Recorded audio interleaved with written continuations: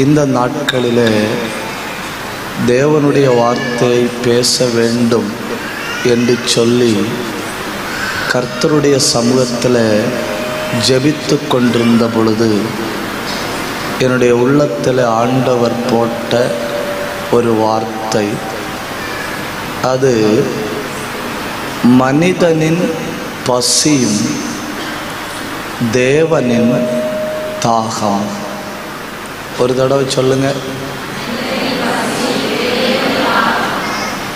இவ்வளோ பயங்கரமாக சொன்னாலாம் வண்டி ஓட்டுறது கஷ்டம். மெதுவாக சொல்லுங்க.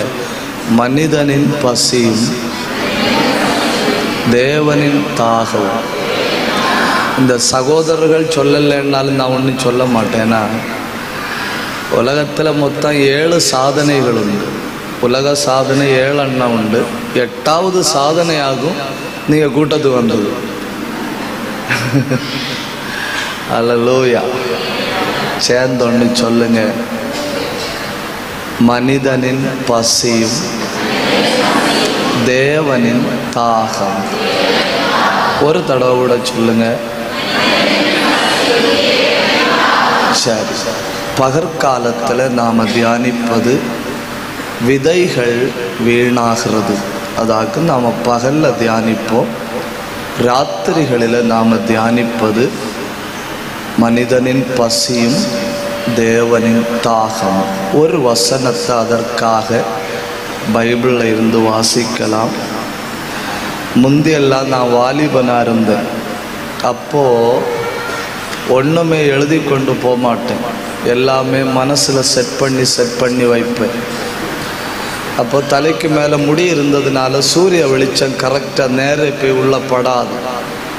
நம்ம ஸ்டோர் பண்ணி வைக்கிறது அங்கே தான் இருக்கும்.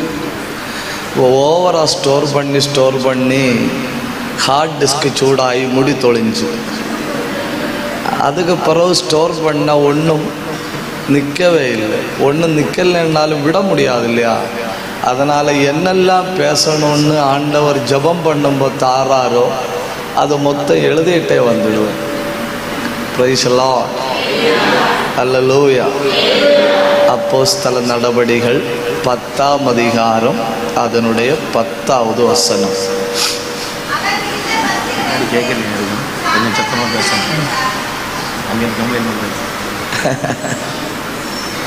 ஐயா சவுண்ட் சிஸ்டம்காரர் தயவு செஞ்சு ஏதாவது உதவி பண்ண.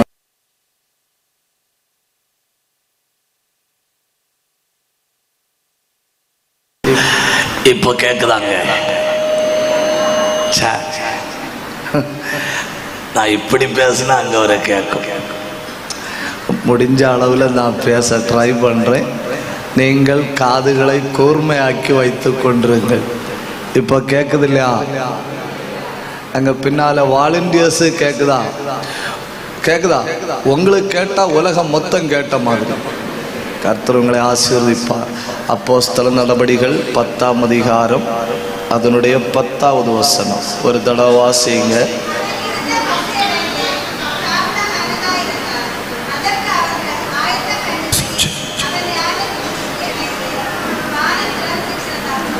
போதும், ஒரு தடவை வாசிங்க.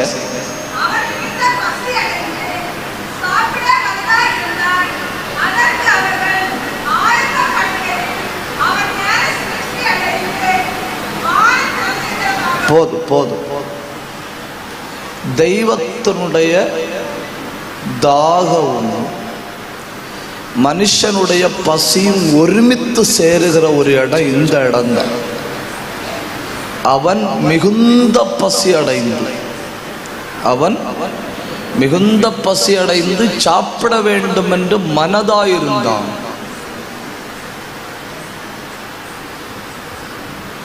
அப்பொழுது வானம் திறக்கப்பட்டது.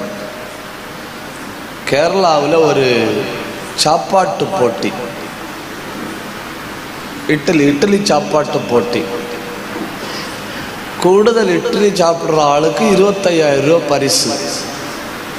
அப்போ ஒரு ஆளை இந்த ஜெபம் பண்ணி நம்ம ப்ரோக்ராம் எல்லாம் ஓப்பன் பண்ணி வைப்போம் இல்லையா, அது மாதிரி ஒரு சாப்பிட்டு தொடங்கி வைக்க ஒரு ஆளை கூப்பிட்டணும். சாப்பிட்டு தொடங்கி வைக்க ஒரு ஆளை கூப்பிட்டணும். சாப்பிட்டு தொடங்கி வச்ச ஆளுக்கு பேரு தீட்டரப்பாய். தீட்டரப்பாயாக சாப்பிட்டு தொடங்கி வச்சது. ஃபர்ஸ்ட் பிரைஸ் எடுத்த ஆளு சாப்பிட்டது 52 இட்டலி. 52 இட்டலி சாப்பிட்ட ஆளுக்கு ஃபர்ஸ்ட் பிரைஸ். சாப்பிட்டு தொடங்கி வச்சார் இல்லையா, அவரு சாப்பிட்டது ஒரு 108 இட்டலி.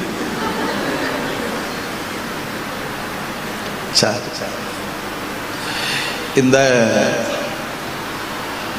பசி மேடத்துக்காக கர்த்தரை ஸ்தோத்தரிக்கிறேன். எஸ்பிஜே ஸ்கூலில் இருந்து வந்திருக்கிற டீச்சர்ஸுக்காக கர்த்தரை ஸ்தோத்தரிக்கிறேன். கர்த்தர் உங்களை ஆசீர்வதிப்பார். கும்பிடுங்க. உங்களை பார்ப்பது பெரிய சந்தோஷம். கர்த்தர் உங்களை எல்லாரையும் ஆசீர்வதிப்பார். என் கூட வந்திருக்கிறவர்களையும் வாழ்த்துகிறேன். கர்த்தர் உங்களை எல்லாரையும் ஆசீர்வதிப்பார். இந்த பசி தாகம் அப்படிங்கிறதற்கு பைபிளில் 8 வார்த்தை சொல்லியிருக்கு. பசி தாகம் என்பதற்கு பைபிளில் 8 வார்த்தை சொல்லியிருக்கு. 1 வெறி. பசி தாகத்துக்கு பைபிளில் சொல்லியிருக்கிற ஒரு வார்த்தை என்ன? வெறி. 2 இச்சை. அதுவும் பசி தாகத்துக்கு பைபிளில் சொல்லியிருக்கிற இன்னொரு வார்த்தையாக்கும் இச்சை. 3 ஏக்கம். அப்போ வெறி, இச்சை, ஏக்கம். 4 வாஞ்சை. 5 பட்சித்தது. உம்முடைய வீட்டை குறித்த வைராக்கியம், பக்தி வைராக்கியம் என்னை பட்சித்ததுன்னு சொல்லி இருக்கு இல்லையா, பட்சித்தது. அடுத்து பசிக்கும் தாகத்துக்கும் பைபிளில் சொல்லி இருக்கிற வார்த்தை பெருமூச்சு. அடுத்து சொல்லி இருக்கிற வார்த்தை வாஞ்சை. அந்த சங்கீதக்காரன் சொல்றான் இல்லையா, மான்கள் நீரோடைகளை வாஞ்சித்து கதறுவது போல. ஒரு நிமிஷம் கண்ணை மூடி வாயை திறந்து இந்த கூடாரத்தை தேவ பிரசன்னம் மூடும்படி அத்தனை பேரும் ஆவியில நிரம்பி ஒன்று ஜபியுங்க. தெய்வமே, ஒரு தாகமுள்ள சந்ததி எழும்புவதாக போராடி ஜபியுங்க. வாயை திறந்து போராடி ஜபியுங்க. தாகமுள்ள ஒரு சந்ததி எழும்புவதாக. இத்தனை பேரும் ஒருமிச்சு அந்நிய பாஷை பேசினா அந்தகார நுகத்தடிகள் உடைந்து நொறுங்கும் என்று ஆழமாய் நம்புகிறவர்கள் கை தட்டி வா திறந்து ஆவியில போராடுங்க.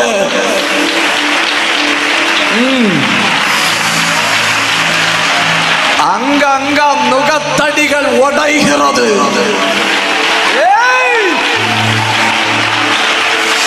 கபரப கந்தரப ரியந்தரப அல்கரப சத்தரப சந்தரப. கண்ண மூடி கை தட்டி வாயை திறந்து பெற்றுக்கொள்ளுங்க. ஒரு பயங்கர அபிஷேகம் இருக்கிற இடத்துல, ஒரு பயங்கர அபிஷேகம் பற்றி பிடி.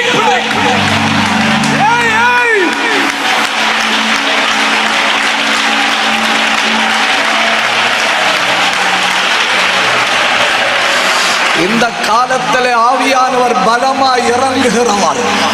ஆவியானவர் பலமாய் இறங்குகிறார். இதுவரை இல்லாத தேவ அக்கினி உங்களை தொடுகிறது. இதுவரை இல்லாத ஒரு மகிமை உங்க மேல வந்து விழுகிறது. இருக்கிற இடத்துல கை தட்டி பெற்றுக் கொள்ளுங்க. ரகம் கதம் கதம் உடக சக்கதரா ரியந்தரா அல்பந்தரா பிரௌட பத்தர பர பர பர. நல்ல கை தட்டி நல்ல வாயை திறந்து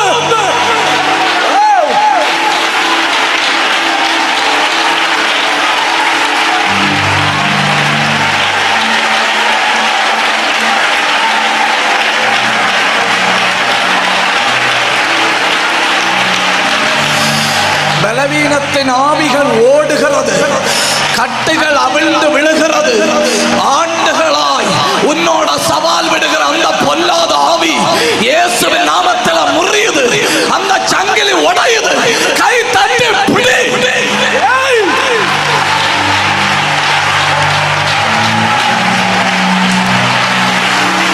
ரக ரகத ரிகத கமதன கடகத்தன அந்தல் கனாதன சந்தரபலவா. இந்த ஜனத்தின் மேல் கிருபை, இந்த ஜனத்தின் மேல் வல்லமை, இந்த ஜனத்தின் மேல் பலன், இந்த ஜனத்தின் மேல் அபிஷேகம் பாய்வதாக. 2 நிமிஷம் ஆவியில ஜெபிங்க. கண்ணை மூடி கை தட்டி வாயை திறந்து 2 நிமிஷம் ஆவியில ஜெபிங்க. ரபலபா ரபா உடரபலபா ரிஅந்தரபலபா ரிஹத்தரபலபா. கிருப பிராபிச்ச ദൈവ മക്കൾ ഒരുമിച്ച് കരമടിച്ച് ആത്മാവിന്റെ നിറവിൽ ദൈവത്തെ ആരാധിക്കുക.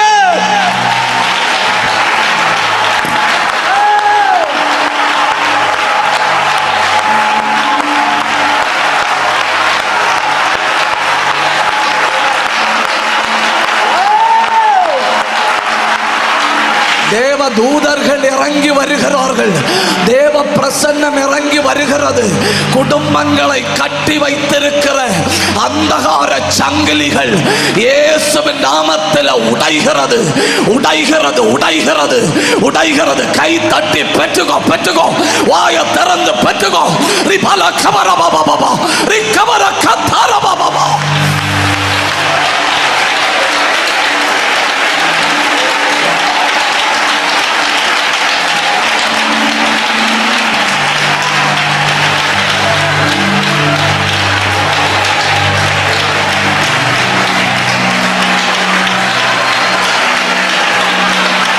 நல்ல தகப்பனே, நல்ல இந்த வேளைக்காய் உமக்கு நன்றி செலுத்துகிறோம். எங்களை உம்முடைய சமூகத்தில் கொண்டு வந்து நான் உங்களை மகிழ பண்ணுவேன் என்று வேதம் சொல்லுகிறது போல நீர் எங்களை உம்முடைய சன்னிதானத்தில் கொண்டு வந்திருக்கிறபடியால் உமக்கு நன்றி செலுத்துகிறோம். இந்த ஊழியங்கள் வளர்ச்சியின் அடுத்த கட்டத்துக்கு போவதாக, ஆவிக்குரிய குடும்பங்கள் ஆசீர்வதிக்கப்படுவதாக, இந்த தேசத்திலிருந்து அநேகரை உம்மண்டை இழுத்துக் கொள்வீராக. நாங்கள் எல்லாரும் தரிசனம் உள்ளவர்களாய் மாறும்படி கிருபை தாரும். இந்த மைதானம் முழுக்க, இந்த தேசம் முழுக்க, இந்த சுற்றுவட்டார பகுதி முழுவதும் இதை ஆன்லைன்ல கேட்டுக்கொண்டிருக்கிறவர்கள் மேலும் ஒரு மகிமை இறங்கி மூடுவதாக எங்களை தாழ்த்துகிறோம். உம்முடைய நல்ல கரங்கள்ல தருகிறோம். நீர் பேசும், முடிவு பரியந்த எங்களோடு கூட இரும். இயேசுவின் நாமத்தில் பிதாவே, ஆமென். சந்தோஷம் உள்ளவங்க ஒரு அல்லேலூயா சொல்லுங்க. உற்சாகத்தோட சொல்லுங்க. சரி, முதல்ல கொஞ்சம் மெதுவா, கொஞ்சம் ஆழமா ஒரு அஸ்திபாரத்தை போட்டுட்டு நாம் வசனங்களை தியானிக்க தொடங்கலாம். ஒன்று, நம்ம எல்லாரும் அறிஞ்சிருக்க வேண்டியது, hungry is the gift of God. பசி என்பது தேவன் நமக்கு தந்திருக்கிற ஒரு ஈவு. தேவன் நமக்கு தந்திருக்கிற ஒரு ஈவு. பசியின் தாகம் உங்களுக்கு இல்லைன்னா உடனே உங்களை கொண்டு போய் அட்மிட் பண்ணுறது நல்லது. தொடக்கத்திலே முறைச்சு பார்க்காதுங்க. அங்கிட்டு போக நமக்கு முறைக்க வாய்ப்பு கிடைக்கும். பசியும் தாகவும் தெய்வம் தந்திருக்கிற ஈவு. அது இல்லைன்னா நம்ம உடம்புல ஏதோ பிரச்சனை இருக்கு. அதனால பசிக்கல்ல, அதனால தாகம் வரல. சரி, number 2, hungry is a blessing. பசியும் தாகம் ஒரு ஆசீர்வாதம். 1, பசியும் தாகம் ஒரு ஈவு. 2, பசியும் தாகம் ஒரு ஆசீர்வாதம். அது ஒரு ஆசீர்வாதம். ஆசீர்வாதமாக இல்லையான்னு அறியும்படி 3 நாள் உபவாசம் இருந்து பாருங்க.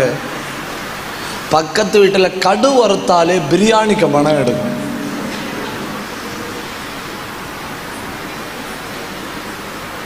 அவைய வறுக்கிறது வரும் கடுவா இருக்கும். நமக்கு என்ன தோணும், நான் உபவாச நேரத்தில் அந்த பக்கம் பிரியாணி போ சாத்தானே, அவைய கடுவா இருக்குன்னு. அப்போ பசியும் தாகம் இருக்கான்னு டெஸ்ட் பண்ணக்கு 3 நாள் உட்கார்ந்து பார்க்கணும். அப்ப தெரியும் வாசனை எங்கிருந்தெல்லாம் வருதுன்னு. அப்ப அது ஒரு ஆசீர்வாதம். 3, இது கொஞ்சம் கஷ்டமான ஒரு இங்கிலீஷ் வார்த்தையாகும். Eating is an universal idiom. Idiom இல்லை, இடியம். For receiving knowledge. அகில உலக அளவில் புசித்தல் என்கிற வார்த்தை அறிவடைதல் என்கிற அர்த்தத்தில் பயன்படுத்தப்படுகிறது. அப்போ இப்போ ஹோட்டல்ல இருந்து நம்மளை கூப்பிட்டு சாப்பிடுன்னு சொன்னா இப்படி சாப்பிடு என்று அர்த்தம். பரலோகத்தின் தேவன் என்னிடத்துல வந்து புசின்னு சொன்னா அதுக்கு அர்த்தம் இப்படி கிடையாது. முழங்கால நில்லு, ஆவிக்குரிய அறிவு தாரேன். புரியுதா? அப்போ வா சாப்பிடு, எசேக்கியேலை கூப்பிட்டு நம்ம நாளைக்கு தியானிக்கலாம். எசேக்கியேலை கூப்பிட்டு வா தாரேன்னு சொல்லி சாப்பிட கொடுத்தார் இல்லையா? அதெல்லாம் ஆவிக்குரிய அறிவை கொடுப்பது. என்ன கொடுப்பது? ஆவிக்குரிய அறிவை கொடுப்பது. அப்போ சாப்பிடுகிறது என்பது அறிவடைதலை காட்டுகிறது. நெக்ஸ்ட் 4, இது கொஞ்சம் கூட கஷ்டம்னு நினைக்கிறேன். You are what you eat. You are what. உங்களுக்கு புரியல இல்லையா? எனக்கும் புரியல. You are what you eat. இந்த பக்கங்கள்ல எல்லாம் உள்ள ஆசீர்வாதத்தை பாருங்க. இந்த பக்கங்கள்ல எல்லாம் உள்ள ஆசீர்வாதம். வீட்டில் 4 குழந்தைகளை கூட 5வது ஒரு குழந்தை உள்ள மாதிரி எல்லாருக்கும் சுகரு, டயபெட்டிக், கொலஸ்ட்ரால் கிருபையினால உண்டு. கிருபையினால இனி இல்லைன்னாலும் உண்டுன்னு சொல்லிக்கிடுங்க. இல்லைன்னா கேட்டவன் பொறாமப்படுவான், உடனே வரும். அது எல்லாருக்கும் உண்டு. இது எதனால வருது? இது என்ன எதனால வருதுன்னா, you are what you eat. நம்ம சாப்பிட்றதுனாலே ஆகும் அதெல்லாம் மாறுது. சில ஆட்கள் சாப்பிடும்போது நமக்கு என்ன தோணும், இவங்க சாப்பிடணுமா இல்லை லாரி 2 மணல் வெட்டி டம்போயில போடணுமான்னு. நம்மள இல்லை உற்சாகமா இருங்க. அது வேற ஆட்களை பற்றி சொன்னது. ஒரு அல்லேலியா சொல்லுங்க, உற்சாகத்தோட ஒரு அல்லேலியா சொல்லுங்க. அப்போ நம்ம எதை புசிக்கிறோமோ அப்படிதான் நம்ம இருப்போம். இந்த கோதுமை தொடர்பான பொருட்களை சாப்பிட்டா அப்படி இருப்போம். அரிசி தொடர்பான பொருட்களை சாப்பிட்டா அப்படி இருப்போம். நீங்கள் வெளிநாடுகள்ல எல்லாம் பார்த்தீங்கன்னா நம்மளை மாதிரி சாப்பாடு முறையே அவர்களுக்கு கிடையாது. நமக்கு சாப்பாடுக்கு 3 முறை. காலை உணவு அரை குட்டை, மத்தியான உணவு 1.5 குட்டை, ராத்திரி உணவு மறுபடியும் அரை குட்டை. வெளிநாட்டுக்காரங்களை பாருங்க, அவனுக்கு இப்படி breakfast break, lunch break, night சாப்பாடுக்கு பிரேக்குன்னு சொல்லி கிடையாது. நல்லா தூங்கும். நல்லா தூக்கம் எழும்பி இவரானார் பல்லு தேய்க்கணுமான்னு என்கிட்ட கேட்கப்படாது. நேரே சூப்பர் மார்க்கெட்டில் போகணும். நேரே சூப்பர் மார்க்கெட்டில் போய் அங்கேருந்து 2 பிரெட்டுன்னு நம்ம சொல்கிறது, அவங்க பிரெட்டுன்னு சொல்ல மாட்டேன்னு வேற ஒரு பேராகுன்னு சொல்லுவோம். அது இப்போ நான் மைக்கில் சொன்னால் சிலப்போ மாறி போகும். ஒரு கொக்கோ கோலா இவ்வளவு வாங்கி குடிச்சு நடந்து நேரே வேலைக்கு போய் சேருவோம். நடந்து முடிந்தது, சாப்பிட்டு முடிந்தது, வேலைக்கு போய் சேர்ந்து முடிஞ்சது. அப்புறம் மத்தியானம் மறுபடியும் ஒரு கொக்கோ கோலாயும் 2 குப்பூசு. அதாவது நான் சொல்ல மடித்தது 2 குப்பூசு. அவைகளுக்கு சுகர் இல்லை, ஏன்னா அவைய சுகர் வர மாதிரி ஒன்றும் சாப்பிடல. பின்ன அவைகளுக்கு என்ன இருக்கு? அவைகளுக்கு கேன்சர் இருக்கு. கேன்சர் இருக்கு. ஏன்? மொத்த குடல்லையும் அடி சேற்றியில் விட்டுருக்கு கொக்கோ கோலாயும் பெப்சியும் சப்பும் சவரும். அப்போ அதுக்கு நம்ம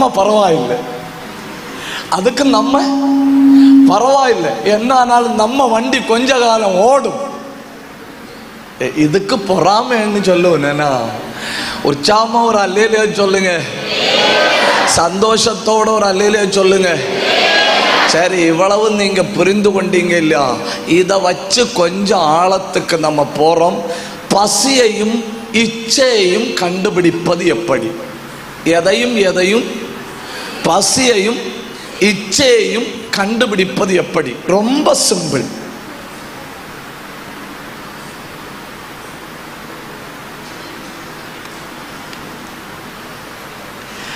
thank you very much your honour. கர்த்தர் நல்லவர்.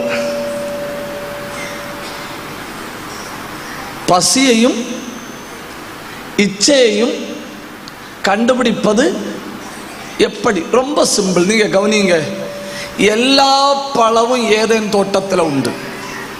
எல்லா பழமும் ஏதேன் தோட்டத்தில் உண்டு. ஆப்பிள் பழம், ஆரஞ்சு பழம் எல்லாம் உண்டு. வயிறு நிறைய சாப்பிட்டு இருக்கு. வயிறு நிறைய சாப்பிட்டு இருக்கு. அதுக்கு பிறவாக்கு சாத்தான் வாரான். அதுக்கு பிறவாக்கு சாத்தான் வந்து சொல்றான், இந்த பழத்தை சாப்பிடுன்னு. அதுக்கு பேராக்கும் இச்சை. எனக்கு தேவையானதெல்லாம் ஆண்டவர் தந்திருக்கிறாரு. எனக்கு காலையில சாப்பிடக்கு, மத்தியானம் சாப்பிடக்கு தந்திருக்கு. நல்ல குடும்பம், நல்ல மனைவி, நல்ல வீடு, நல்ல வாழ்க்கைய தந்திருக்கு. இதுக்கு மேல விரும்புறான் இல்லையோ, அதாக்கும் இச்சை. இதுக்கு மேல ஒரு தமிழ் வார்த்தையை சொல்லி என்னால உங்களை புரிய வைக்க முடியாதுன்னு உங்களுக்கு புரிஞ்சுன்னு நம்புறேன். ஒரு ஆயுசு முழுக்க சாப்பிட வேண்டிய எல்லா வகை ஆகாரங்களும் ஏதேன் தோட்டத்தில் இருக்கு. என் வயிறு நிறைஞ்சிருக்கு. அப்படி இருந்தும் எனக்கு வருது இல்லையா ஆசை. அப்படி இருந்தும் என்னை கட்டுப்படுத்த முடியாம ஒரு பழத்தை நோக்கி, ஹலோ,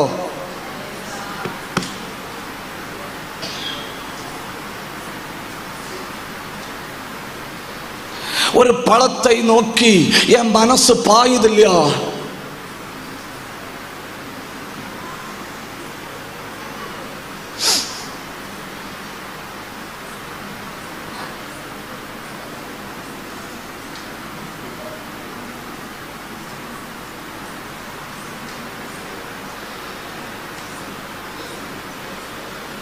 எனக்கு எல்லாம் ஆண்டவர் தேவைக்கு தந்திருக்கு. எனக்கு ஆகாரம் தந்திருக்கு. நல்ல வீடு, நல்ல வாழ்க்கை, தேவையானதெல்லாம் ஆண்டவர் தந்திருக்கு. இதெல்லாம் ஆண்டவர் எனக்கு தந்த பிறகு இதுக்கு மேல வேணும், இதுக்கு மேல வேணும், எப்படியாவது அடைந்தே தீர்வேன்னு வெறி பிடிச்சு மனுஷன் ஓடுறான் இல்லையா? அதுக்கு பேராக்கும் இச்சை. அதாவது பசிக்கு தேவையானது ஆண்டவர் தந்திருந்தும், உங்களுக்கு புரியலன்னு நினைக்கிறேன். பசிக்கு தேவையானதை ஆண்டவர் தந்திருந்தும் அந்த தோட்டத்தில் என்ன இல்லை? அந்த தோட்டத்தில் ஜபிக்க வாய்ப்பு இருக்கு, தெய்வத்தை நெருங்க வாய்ப்பு இருக்கு, தேவையானதெல்லாம் சாப்பிட வாய்ப்பு இருக்கு. ஏற்கனவே எனக்கு வயிறு நிறைஞ்சுதான் இருக்கு. அப்படி இருந்தாலும் அந்த பழத்தை அடைந்தே தீருவேன்னு சொல்லி சாத்தான் கிண்டி விடும்போ அதை நோக்கி பாய்கிறான் இல்லையா மனுஷன்? அதுக்கு பேராக்கும் இச்சை. ஆவிக்குரிய தேவ பிள்ளைகளே, தேவன் நமக்கு போதுமான அளவு தந்திருக்கும்போ அதை தாண்டி இன்னும் அடைந்தே தீருவேன், அது எதானாலும் அதை நோக்கி நம்மை தூண்டி விடுவது பொல்லாத ஆவி. அதுக்கு பின்னாலே இருந்து செயல்படுவது சாத்தான். என்னாது இச்சை. பசி ரொம்ப சிம்பிள். எனக்கு வயிறு நிறைஞ்சு விட்டது, அப்புறம் இன்னொரு பழத்தை கண்டேன், அதை தின்னணும்னு நினைச்சா அதுக்கு பேரு தான் இச்சை. உங்களுக்கு கொஞ்சம் ஆழமா சொல்லலாம், நீங்க ரொம்ப சிம்பிளா புரிஞ்சுக்கிடணுங்கிறதுக்காக தான் நான் இந்த வார்த்தையை இவ்வளவு சிம்பிளா சொன்னேன் என்பதை கூட தயவு செஞ்சு நீங்கள் நினைத்து கொள்ளணும். இந்த பசி பல வகைகள் உண்டு. நம்ம என்ன நினைப்போம், வயிற்றுக்கு மட்டும்தான் பசி உண்டுன்னு. வயிற்றுக்கு மட்டும் இல்லை, பல வகை பசி உண்டு. வயிற்று பசி உள்ள ஆட்கள் என்னெல்லாம் பண்ணுவனும் அதற்கொரு 4 உதாரணங்களை நான் பைபிளில் இருந்து சொல்லுவேன். தயவு செஞ்சு நீங்கள் கவனிக்கணும். வயறு பசிக்கிறவங்க என்னெல்லாம் பண்ணணும், அதுக்கு 4 உதாரணங்களை பைபிளில் இருந்து சொல்லுவேன். அப்புறம் இன்னொரு பசி உண்டு, அந்த பசியை பற்றி வேதம் என்ன சொல்லுது, அதற்கு ஆண்டவர் நமக்கு போடுகிற 5 ஆகாரங்களை சொல்லி இந்த நாள் மாலை நேரத்தில் நம்ம ஜெபத்தோட முடித்துக் கொள்வோம். கை உயர்த்தி ஒரு அல்லேலூயா சொல்லுங்க. ஒரு மனுஷனுக்கு பசி இருக்கான்னு கண்டுபிடிப்பது எப்படி, ஒரு மனுஷனுக்கு பசி இருக்கான்னு கண்டுபிடிப்பது எப்படின்னு பாருங்க. யோபுவின் புஸ்தகம் 5ஆம் அதிகாரம் 5வது வசனம். யோபு 5:5. பசித்தவன் அவன் விளைச்சலை முச்செடிகளுக்குள்ளும் இருந்து பறித்து தின்றான். பார்த்தீங்களா, இங்கு யாக்கும் பசிச்சவன் என்ன செய்யறான்னு சொல்லி இருக்கு. என்ன செய்யறான்? பசித்தவன் அவன் விளைச்சலை, ஆகாரத்தை முச்செடிகளுக்குள்ளும் இருந்து, எங்க இருந்து? முச்செடிக்கு உள்ள இருந்து. அதாவது அந்த சாப்பாடை எடுக்கும்படி கையை போட்டா முள்ளு கண்டிப்பா குத்தும். இனி கை போட்ட தூரத்தில் இல்ல பாஸ்டர், கொஞ்சம் கூட அந்த பக்கத்துல இருக்குன்னா நான் என்ன பண்ணணும்? இறங்கி போகணும். அப்ப உடம்பு பூரா முள்ளு குத்தும். அப்படி கை போட்டு பார்த்தா கைக்கு எட்டல்ல, கையில முள்ளு குத்தி விட்டது. உடனே என்ன பண்றான் தெரியுமா? இறங்கி அந்த முள்ளுக்குள்ள போறான். முள்ளுக்குள்ள போய் எடுத்து முள்ளுக்கு நடுவில் உட்கார்ந்து சாப்பிடுறான். உடம்பு மொத்தம் ரத்தம் வருது, அவனுக்கு தெரியல. உடம்பு மொத்தம் ரத்தம் வருது, அவனுக்கு தெரியல. ஏன் அவனுக்கு தெரியல தெரியுமா? அவனுக்கு இப்போ சரீரத்தில் வருகிற காயத்தை விட முக்கியம் ஆகாரம் வேணும். அப்படின்னா நேரே மறுபக்கம் ஒன்று யோசிச்சு பாருங்க. இது நான் உண்மையான பசியை பற்றி சொன்னேன். Just look the opposite side. இதுக்கு மறுபக்கத்தை ஒன்று யோசிச்சு பாருங்க. ஆவிக்குரிய பசி உள்ளவன் பரிகாசங்கள் குத்தினாலும் தெய்வத்தை தேடி வருவான். ஆவிக்குரிய பசி உள்ளவன் நிந்தைகள் குத்தினாலும் தெய்வத்தை தேடி வருவான். ஆவிக்குரிய பசி உள்ளவன் யாரு நெருக்கினாலும் தெய்வத்தை தேடி வருவான். எனக்கு ஆவிக்குரிய பசி இருக்கு அப்படின்னு சொல்றவங்க மட்டும் கை தட்டி வாய திறந்து ஆண்டவரை மகிமைப்படுத்துங்க. உடரபலபா ரியாந்தல் கபரபலபரபலபா ரேந்தல் கபரபலபா. இயேசுவின் நாமத்தில் இந்த கூடாரத்தில் ஒரு ஆவிக்குரிய பசி உண்டாவதாக. இந்த ஜனத்தின் நடுவில் ஒரு ஆவிக்குரிய பசி உண்டாவதாக. ரீகதனா கமகதன கடகத்தனா அல்கமன சந்தரத்தரா. கை தட்டணும், கண்ணை மூடணும், வாய திறக்கணும், ஆவியில நிரம்பணும். இயேசுவின் நாமத்தில் உங்க உள்ளுக்குள்ள ஒரு தெய்வீக பசி இப்பொழுது தூண்டப்படுகிறது.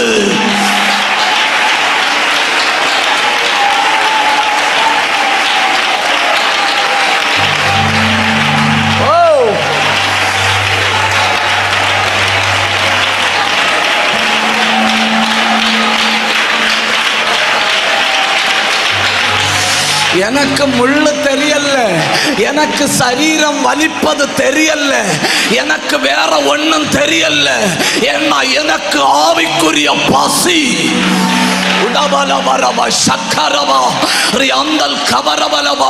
இயேசுவின் நாமத்தில் இந்த ஜனத்துக்குள்ள ஒரு பயங்கரமான ஆவிக்குரிய பசி உண்டாவதாக.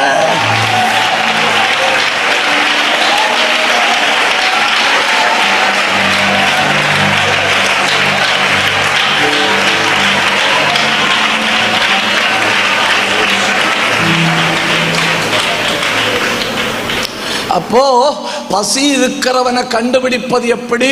முள்ளுக்கு இடையில சாப்பாடு கிடந்தாலும் அவன் உள்ள ஏறி போய் சாப்பிடுவான்.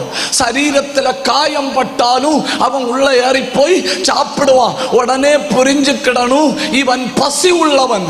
நம்ம சபையில பசி உள்ளவங்களை பார்க்கும்போது தெரியும், பசி உள்ளவங்க நேரமே வருவனும், யாரு சொல்லாம வாய திறப்பனும். சொந்த வீட்டுக்குள்ள இருந்து பைபிள் எடுத்துட்டு குடுகுடா எங்க ஓடுறேன்னு சொல்லி கெட்ட வார்த்தை பேசினாலும் அவங்க வருவனும். ஏன்னா உலகத்துல யாராலும் தீர்க்க முடியாத ஒரு பசி அவங்க உள்ள இருக்கு.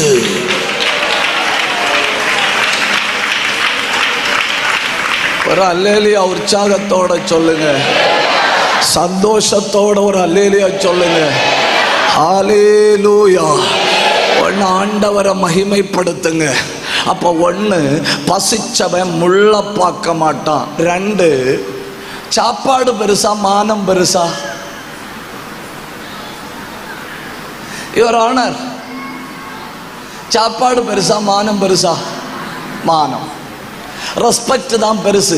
நம்ம யாராவது நமக்கு சாப்பாடு தந்தா நம்ம வயறு வேணும் வேணும்னு சொன்னாலும் பாதியை மீதி வைப்போம், பாதியை மீதி வைப்போம். உண்மையிலே உள்ள தட்டுனா சிம்பிளா இறங்கி போகும். இருந்தாலும் அவிய என்ன நினைப்பணும்னு நினைச்சு பாதியில நிறுத்திக்கிடுவோம். அது என்ன? அது ஒரு டீசன்ட், அது ஒரு டீசன்ட். ஆனா உண்மையான பசி உள்ளவன ஒன்று பாருங்க. நீதிமொழிகள் 6:30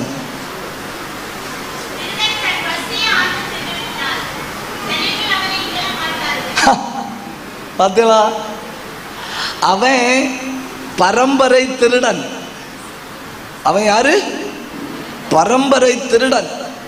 இப்ப என்ன பண்ணிட்டு இருக்கிறான்? சாப்பிட்டுட்டு இருக்கிறான். ஜனங்கள் அவனை என்ன பண்ணணும்?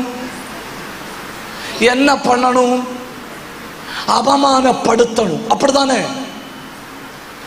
திருடி தின்கிறியான்னு அவமானப்படுத்தணும். யாரும் அவனை ஒன்னும் சொல்ல மாட்டணுமா? ஏன் யாரும் சொல்ல மாட்டணுமா? பசி வந்தால் 10 பறந்து போகும். 5 எனக்கு தெரியும், 5 எனக்கு தெரியாது. மானம், வெட்கம், சூடு, சொரண, ரோசம். பசி வந்தால் 10 பறந்து போகும், 5 தான் சொல்லியாச்சு. என்னெல்லாம்? மானம், வெட்கம், சூடு, சொரண, ரோசம். இவ்வளவும் பறந்து போகும். என்ன வந்தா? பசி வந்தா. திருடன் கூட, கவனிங்க, திருடன் கூட அவன் திருடன் எல்லாருக்கும் தெரியுது. தேசத்தில் அவனுக்கு கொடுக்கப்பட்ட அடையாளம் திருட. அவன் பசினால போய் திருடி சாப்பிட்டா யாரும் அவனை இகழ மாட்டணுமா? யாரும் அவனை இகழ மாட்டணுமா? பசி முள்ளும் பார்க்காது, பசி மானவும் பார்க்காது. ஆராதனைக்கு வர கொஞ்சம் தடையா இருக்கு பாஸ்டர். என்ன தடை? வீட்டில் கொஞ்சம் தடையா இருக்கு. ஊக்கமா ஜெபம் பண்ணுங்க. எப்படி ஜெபம் பண்ணுங்க? ஊக்கமா ஜெபம் பண்ணுங்க.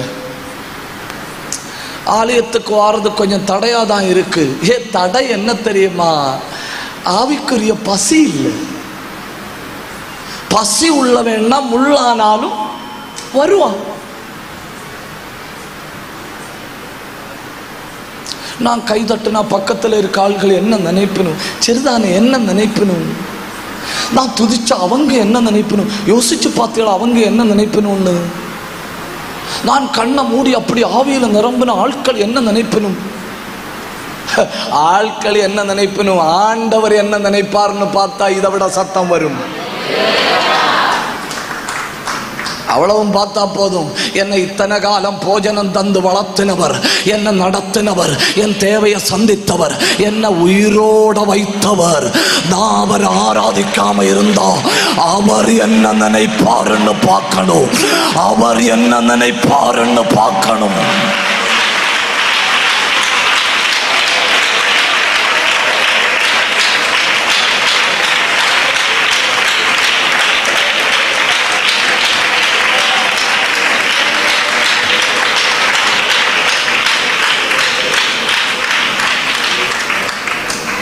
ஒரு பெண்மணி, எல்லாரும் கவனிக்கணும், ஒரு பெண்மணி தான் தங்கி இருந்த அறைக்கு போகிற வழியில் படியில் ஏறிட்டு இருக்கும்போது 4-5 பேர் அந்த பெண்மணியை பிடிச்சு கற்பழிச்சணும். அந்த பெண்மணி போலீஸ் ஸ்டேஷனில் போய் கம்ப்ளைண்ட் செய்து, சார் நான் கற்பழிக்கப்பட்டேன். அவங்க விசாரிச்சப்பதான் தெரியுது, படியில வச்சு இந்த பெண்மணியை கற்பழித்தவர்கள் எல்லாம் பிரபலங்கள். அதனால் அவங்க சொல்லணும், அவ சும்மா புலம்புறா, அப்படி ஒன்றும் நடக்கல. கரெக்ட் 9 மாதம் தாண்டி அந்த பெண்மணி ஒரு ஹாஸ்பிட்டல்ல டெலிவரிக்காக அட்மிட் ஆகுது. அந்த பெண்மணி டெலிவரிக்காக அட்மிட் ஆகி அந்த பெண்மணி ஒரு குழந்தையை பெற்றெடுக்குது. அந்த பெண்மணிக்கு காப்பீட்டு திட்டத்தில் உள்ள கார்டு உண்டு. அதனால் அந்த பெண்மணி எவ்வளவு நாள் அந்த ஹாஸ்பிட்டலில் இருக்கணுமோ அவ்வளவு நாளும் அந்த பெண்மணி ஹாஸ்பிட்டலில் இருக்கலாம். ஆனால் அந்த ஹாஸ்பிட்டலில் பிரச்சனை என்ன தெரியுமா? அங்கே பெட்டு குறைவாக இருக்குது. யாரடா மெதுவாக அனுப்பலான்னு பார்த்தா ஆளு பேர் இல்லாதது இந்த பெண்மணி. அப்போ இந்த பெண்மணிகிட்ட சொல்லணும், நீங்கள் டிஸ்சார்ஜ் ஆகி போங்க, நீங்களும் நல்லா இருக்குதே, குழந்தையும் நல்லா இருக்கு. அந்த பெண்மணி சொல்லி இருக்கு, இல்லை சார் 2 நாள் இருந்துட்டு போகிறேன்.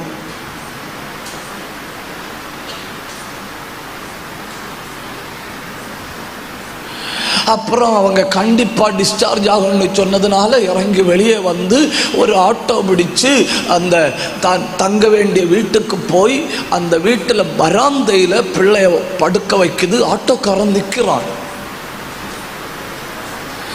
இந்த பெண்மணி கேட்டிய அதில் அவன் அந்த ஆள் சொல்கிறார், இல்லை கூலி தந்த, டிப்ஸு தரல. அந்த பெண்மணி அந்த ஆட்டோக்காரன்ட்ட சொல்லுது, உனக்கு டிப்ஸ் வேணுமா? எனக்கு வாழக்கே வழி இல்லை. அவன் சொல்றான், உனக்கு வாழக்கு வழி இல்லைன்னு எனக்கு தெரியாது, எனக்கு டிப்ஸ் தான். அந்த பெண்மணி அவன்கிட்ட சொல்லுது, இங்க பாரு, எனக்கு இவ்வளவு பணம் தான் கையில இருக்கு, எனக்கு ரொம்ப பசிக்குது. உடனே அவன் சொல்றான், எனக்கு அதுல இருந்து டிப்ஸ் தான். ஒரு பிரெட் வாங்கி சாப்பிட வேண்டிய காசை கையில ஒதுக்கி வச்சுட்டு மீதியை அந்த பெண்மணி டிப்ஸ் கொடுக்குது. வராந்தியில ஒரு தூணுக்கு பக்கத்துல பிள்ளைய படுக்க வச்சுட்டு அந்த பெண்மணி ஓடி போகுது பிரெட் வாங்குக்கு. பிரெட் வாங்கிட்டு அந்த பெண்மணி வந்தப்போ அந்த பெண்மணியோட குழந்தைய பட்டி பாதி சாப்பிட்டுட்டு, நாய் குழந்தையின் பாதியை சாப்பிட்டு முடிச்சுட்டு இந்த பெண்மணி கத்தி கூப்பாடு போட்டு கூக்குரலிட தொடங்குது. ஏன்னா அன்னையிலிருந்தே எனக்கு நீதி கிடைக்கல, நான் கற்பழிக்கப்பட்டப்ப எனக்கு நீதி கிடைக்கல, 2 நாள் கூட ஹாஸ்பிட்டல்ல இருக்கிறான்னு நினைச்சப்போ எனக்கு நீதி கிடைக்கல, இப்போ செத்து போனது என் பிள்ளை, எனக்கு நீதி கிடைத்தே தீரணும்னு சொல்லி அந்த பெண்மணி போராட தொடங்குது. செய்தியாளர்கள் மேயர்கிட்ட போய் கேட்கணும், ஐயா இப்படி யாரும் இல்லாத ஒரு பெண்மணியை கற்பழிச்சு அந்த பெண்மணிக்கு ஒரு குழந்தை பிறந்து அந்த பெண்மணி பிரெட் வாங்க போன இடத்துல அந்த பிள்ளையை நாய் சாப்பிட்டு விட்டது, நீங்க கேள்விப்பட்டீங்களான்னு மேயர்கிட்ட கேட்கணும். மேயர் சொல்றாரு, எல்லாருக்கும் நெஞ்சு கவுள்ள இடிக்கிற சத்தம் கேட்க எனக்கு காது இல்லைன்னு. உண்மைதானே இல்லையா? 25-30 லட்சம் ஜனங்களுக்கு நெஞ்சில் இடிக்கிற சத்தம் ஒரு மேயருக்கு காதல எப்படி கேட்கும்? ஆனா ஏன் பைபிள் அப்படி இல்லைன்னு வனாந்தரத்தில் பிள்ளைய படுக்க வைத்து விட்டு பிள்ளை சாகிறதை நான் காண மாட்டேன் என்று சொல்லி ஒரு பெண்மணி கதறினப்போ உடனே கர்த்தருடைய தூதனை அனுப்பி ஒரு ஊற்று கண்ணை திறந்து கை தட்டணும் கூப்பிடுகிற காக்கை குஞ்சுக்கு கூட ஆகாரத்தை கொடுக்கிற நல்ல தெய்வத்தை கை தட்டி அந்தல் கமன கடகல் கமனா கூப்பிடுங்க, பதில் வருது. கூப்பிடுங்க, பதில் வருது. உங்க பிள்ளைக்கு பதில் வருது.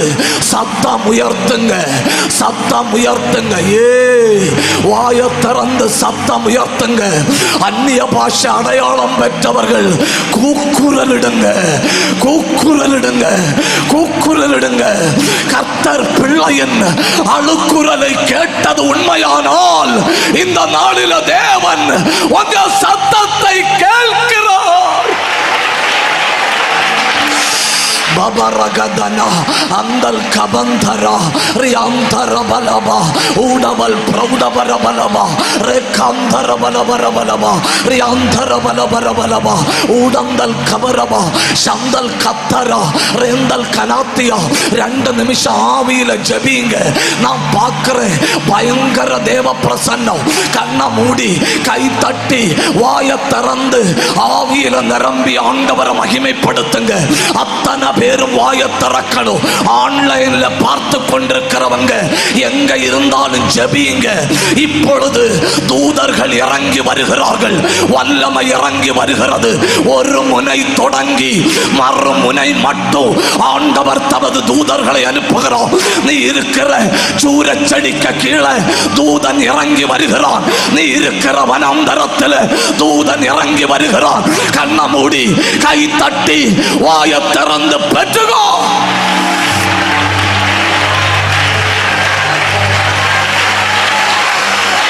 அபரகத கமதன கடகதன அந்தல் கமன பிரௌடபத்தனாதியா ரெந்தல் கந்தர சந்தரந்தல ரியாந்தல் பிரௌடபரபலபா ஊடவல் கபரபலபரபலபா. பயங்கர அபிஷேகம். தேவ தூதர்கள் இறங்குகிறார்கள். தெய்வத்தினுடைய வல்லமை இறங்குது. கூப்பிடு, சத்தம் உயர்த்தி கூப்பிடு, சத்தம் உயர்த்தி கூப்பிடு. மரணத்தின் கட்டுகளை உடைத்து கர்த்தர் உனக்காக இறங்கி வருகிறார். Open your mouth and begin to speak to God. வாய திறந்து தெய்வத்தோட பேசுங்க. காக்கை குஞ்சுக்கு பதில் கொடுக்க என் தெய்வத்தால முடியுமானா? உனக்கு பதில் வருது, பதில் வருது. ஒரு தூதனை அனுப்புகிறார். கையை தட்டி பெற்றுக்கோ. அபிஷேகம்.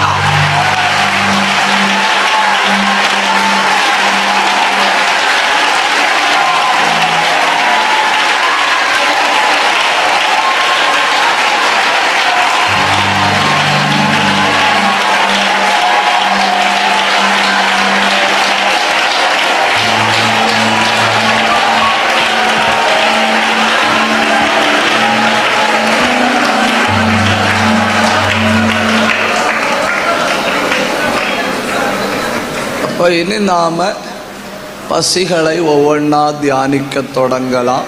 ஒன்று, காதுக்கு பசிக்கும். யாருக்கு பசிக்கும்? காது.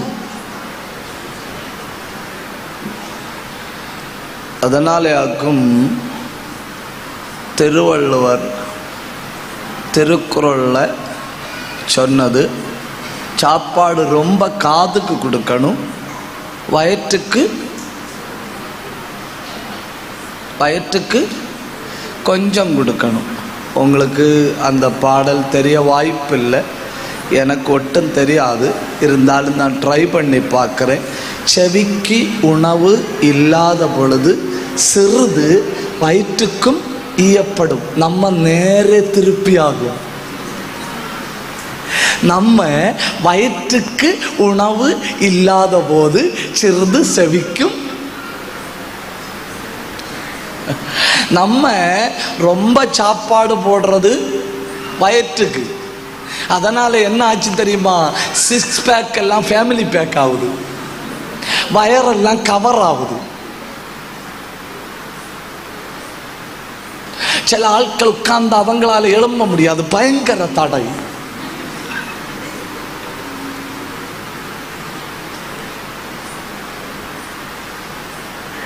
அப்போ திருக்குறள்ல சொல்றது ரொம்ப சாப்பிட வேண்டியது யாரு? காது. கொஞ்சம் சாப்பிட வேண்டியது யாரு? வயறு. நம்ம 3 நேரம் முடிஞ்சா 30 நேரம் வயிற்றுக்கும், ஒரு 5-10 நிமிஷம் காதுக்கும், அவ்வளவுதான். நாம் பைபிளில் இருந்து செவிக்கு உண்டாகிற பல பசியை காட்டித்தர முடியும். ஆனால் செவிக்கு உண்டான ஒரு பசியை நான் கண்டிப்பாக காட்டி ஆகணும்.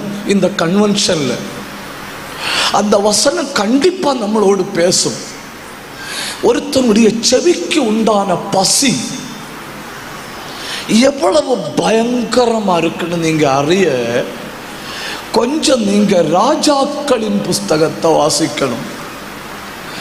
ராஜாக்களின் புஸ்தகத்துல ஒரு மனுஷனுடைய செவிக்கு உண்டான பசியை பற்றி சொல்லி இருக்கு. அதை வாசிப்பதற்கு தொட்டு முந்தி ஒரு வசனத்தை வாசிச்சுட்டு அதோட இணைச்சுக்கிடுங்க. நீதிமொழிகள் 25:25. தூர தேசத்திலிருந்து வரும் நற்செய்தி எங்கண்டு?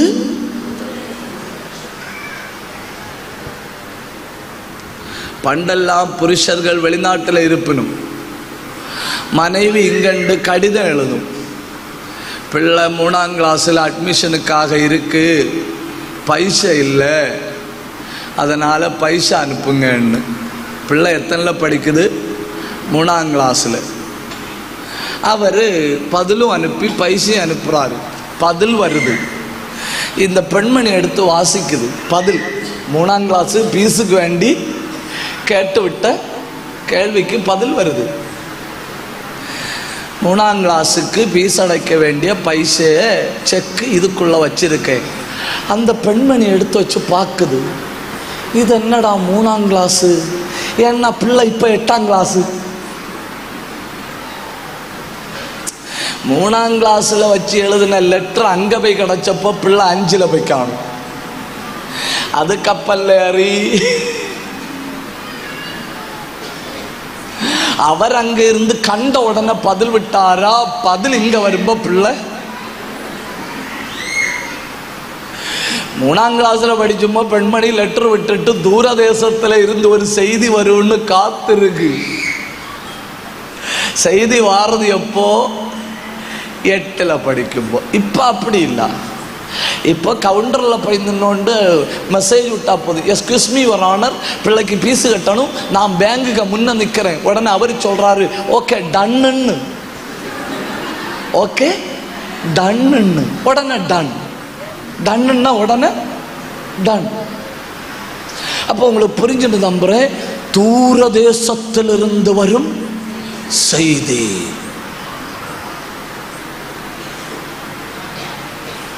இந்த வார்த்தைக்கு அருமை யாருக்கு புரியும்? கொஞ்ச நாளா வெளிநாட்டில் இருந்து எந்த பதிலும் வரலையேன்னு நினைச்சிட்டு இருக்கிற ஆட்களுக்கு கொஞ்சம் புரியும். அடிக்கடி ஆண்டவர் என்னோடு பேசிட்டு இருந்தாரு, கொஞ்ச நாளா தெய்வ சத்தம் கேட்கலையே அப்படின்னு நினைக்கிற ஆட்களுக்கு கொஞ்சம் கூட புரியும். தப்புதான் உங்கள்கிட்ட சொன்ன தப்புதான். நான் ஏற்கனவே சொன்னேன் இல்லை, இனி முறைக்க நிறைய வாய்ப்புண்டுன்னு முறைச்சுக்கிடுங்க. 1 ராஜாக்கள் 11 அதிகாரத்தை கொஞ்சம் கையில் எடுங்க. 1 ராஜாக்கள் 11ஆம் அதிகாரம்.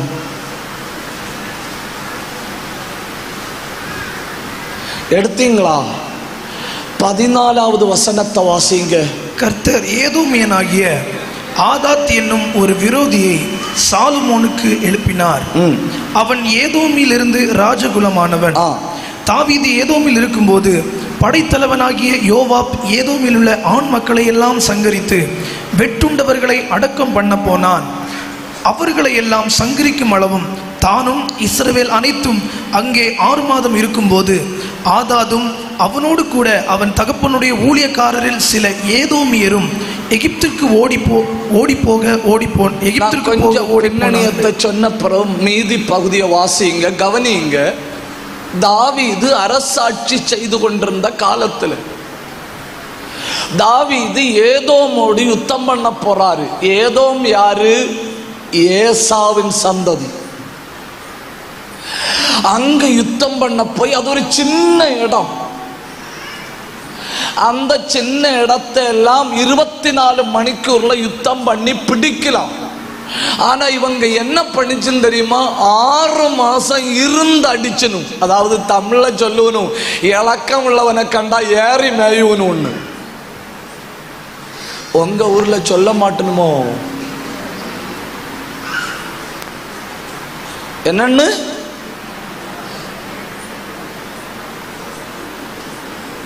அப்படி கேட்டது இல்லையா யுவர் ஆனர்? அது பயங்கர டிஸ்கஷன். இது எந்துவா சொல்லக்கும் கேட்கும் ஆள் இல்லையா? இவங்க போய் உட்கார்ந்து 6 மாசம் இருந்து அடிச்சணும். இருந்து அடிச்சு மொத்தத்தில் எரிச்சு போட்டணும். அங்க ஒரு பையன், அவனுடைய பேரு ஆதாது, சின்ன பையன். அவன் தப்பி ஓடினான். அவன் தப்பி ஓடும்போ கொஞ்சம் ஆட்களையும் கூட்டிட்டு ஓடினான். ஓடி பக்கத்து நாட்டுல போய் கொஞ்ச நாள் இருந்தான். அங்க இருந்தா வந்து வெட்டி போடுன்னு நினைச்சிட்டு என்ன பண்ணான் தெரியுமா? எகிப்துக்கு போனான். எகிப்தின் ராஜாவிடத்துல போய் நடந்ததை எல்லாம் சொன்னான். ராஜாவே, இப்படி இப்படி நடந்து என் அப்பாவை கொன்று போட்டணும், என் அம்மாவை வெட்டி கொன்று போட்டணும், என் சகோதரர் சகோதரி எல்லாரையும் கொன்று போட்டணும், நான் மட்டும் மிஞ்சினேன்னு சொல்லி பார்வோன் இடத்துல போய் மொத்த சங்கடத்தையும் சொன்னாய். உடனே பார்வோன் என்ன பண்ணான்னு பாருங்க, 18வது வசனம். அவர்கள் மீதியானிலிருந்து எழுந்து பாரானுக்கு சென்று பாரானிலே சில மனுஷரை கூட்டிக் கொண்டு எகிப்திற்கு பார்வோன் என்னும் எகிப்தின் ராஜாவின் இடத்திற்கும் போனார்கள். அவன் இவனுக்கு ஒரு வீடு கொடுத்து, பாத்தீங்களா, சின்ன பையன் பாவம், கேட்க யாரும் இல்லை, அனாதை, எல்லாரும் கொல்லப்பட்டு இவன் மட்டும் தப்பி வந்தான். உள்ளத போல அரசன்ட்ட சொன்னான். உடனே பார்வோன் இவனுக்கு ஒரு வீடு கொடுத்தான். அப்புறம் இவனுக்கு ஆகாரத்தை திட்டம் பண்ணி இவனுக்கு ஃபுட்டுக்கு ஒரு மினிஸ்டரை போட்டான். அப்புறம் நிலத்தையும் கொடுத்தான், இவனுக்கு இடம் கொடுத்தான். ஆதாத்துக்கு பார்த்தீங்களா, ஒண்ணும் இல்லாம ஒரு ராஜ்யத்துல வந்தான். அந்த ராஜ்யத்துல வந்தவனுக்கு அவனுக்கு என்னெல்லாம் கிடைக்குன்னு வருகையோ பாக்கியமா இல்லையா?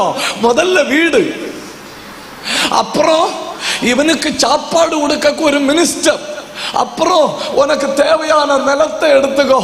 எவ்வளவு பாக்கியம் இல்லையா? ஒரு நாள் அரசன் வாரான். அரசன் வந்து ஆதாதிட்ட கேட்கிறான், எஸ்கியூஸ் மீ. இவன் சொன்னான், சொல்லுங்க அரசே. உடனே அரசன் சொல்றான், பெண்ணு கட்டுதியா? பெண்ணு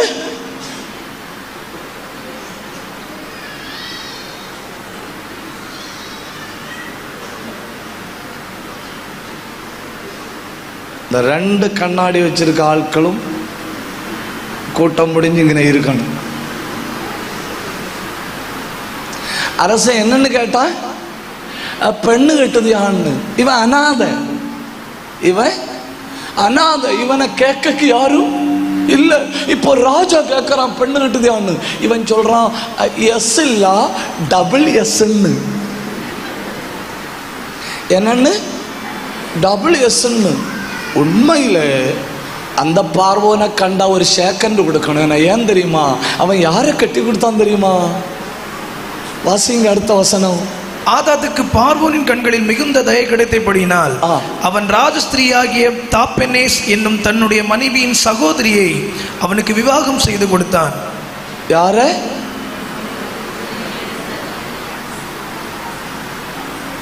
मेरा बीबी के अनियति आपके शादी हो गया. ஹிந்தி உங்களுக்கு புரியல இல்லையா? எனக்கும் புரியல. அரசன் சொல்றான், என் மனைவிக்கு தங்கச்சியை கட்டி தரட்டான்னு. யாரை கட்டி தரட்டான்னு? என் மனைவிக்கு தங்கச்சியை கட்டி தரட்டான்னு. உடனே இவன் கேட்குறான், அவைய விசாரிக்க வந்தா பையன் என்ன டிகிரின்னு கேட்பணும், பையனுக்கு ஆளு பேருண்டான்னு கேட்பணும். ஏன்னா இடையில ஒரு பையனை பற்றி கல்யாணத்துக்கு விசாரிக்க போனப்போ பையனுடைய தகப்பன் புரோக்கர்கிட்ட சொல்லியிருக்கு, பையனுக்கு ஒரு கெட்ட பழக்கமும் இல்லை, கொஞ்சம் உள்ளி மட்டும் சாப்பிடுவான். அப்போ புரோக்கர் பெண்ணும் வீட்டில் வந்து சொல்கிறாரு, பையனுக்கு ஒரு கெட்ட பழக்கமும் இல்லை. உடனே அவங்க சரின்னு சொல்லிச்சு, கொஞ்சம் என்ன மட்டும் சாப்பிடுவான், உள்ளி மட்டும் சாப்பிட்றது பிரச்சனை இல்லையே, உள்ளி மட்டும் சாப்பிட்றது பிரச்சனை இல்லையே. உடனே பெண்ணும் வீட்டுக்கார சொல்லிச்சுன்னு, வெறும் உள்ளி தானே ஓகே, இருந்தாலும் ஒரு சந்தேகம் கேட்குறோம், எப்போ உள்ளி தின்னுவாய்? அது வெள்ளம் அடிச்சும்போ எல்லாம் தின்னுவாயின்னு. எப்போ வெள்ளம் அடிப்பாய்? அது மோஷணத்துக்கு போகும்போ எல்லாம் வெள்ளம் அடிப்பாயின்னு.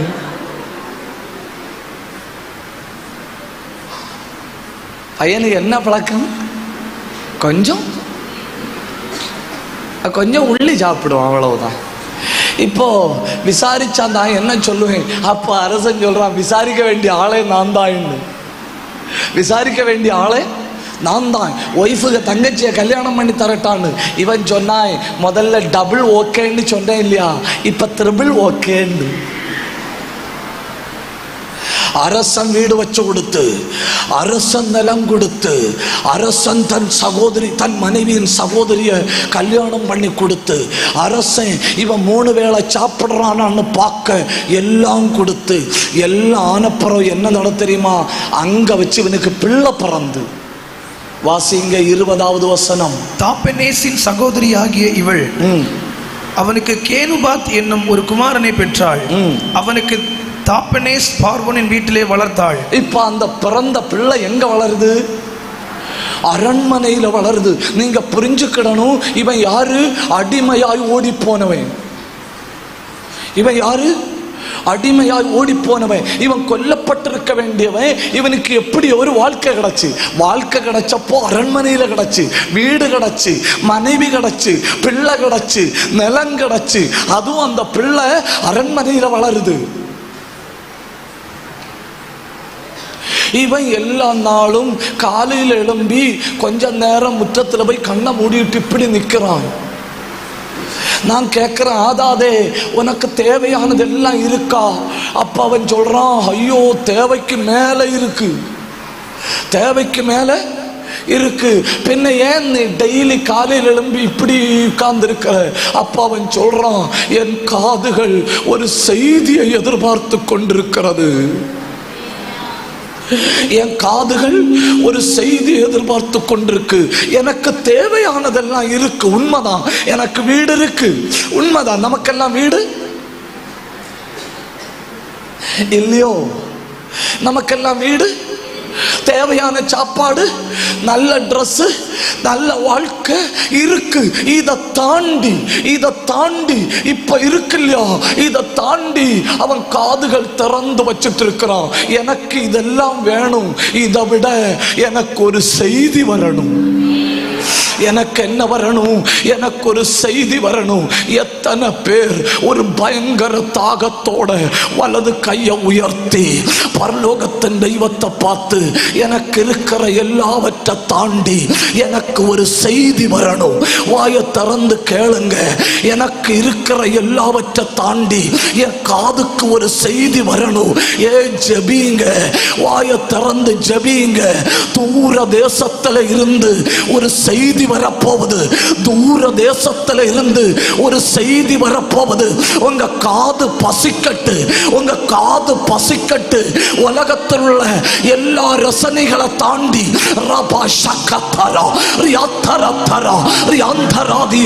உலகத்தில் உள்ள எல்லாவற்றை தாண்டி எனக்கு பசிக்குது.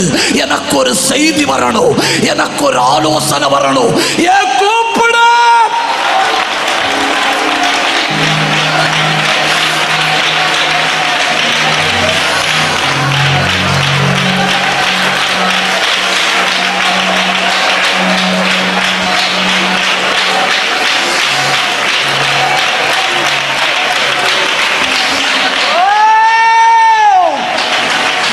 கபரந்த கபந்தரா அந்தல் கபந்தரா அந்தல் கனாதர சந்தர பலபரபலவா.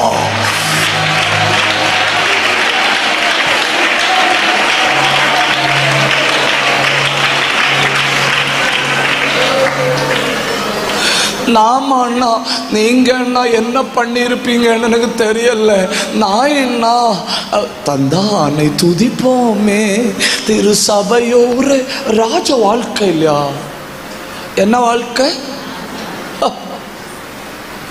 5 பைசைக்கு விலை இல்லாதவனை பிடிச்சு அரசன் குடும்பத்தில் வீடு வச்சு கொடுத்து அரசன் வீட்டில் கல்யாணம் பண்ணி கொடுத்து அங்க பிள்ளை பிறந்து பிள்ளைய ராஜா வீட்டில் வளர்க்குறாருன்னு சொன்னா அவன் நடந்து போகும்போது 2 கக்கத்துல 2 நாரங்க வச்சுட்டுலயே நடப்பான்.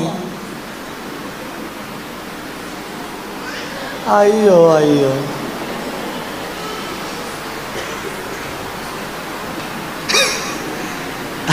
அவையளவு புரிஞ்சு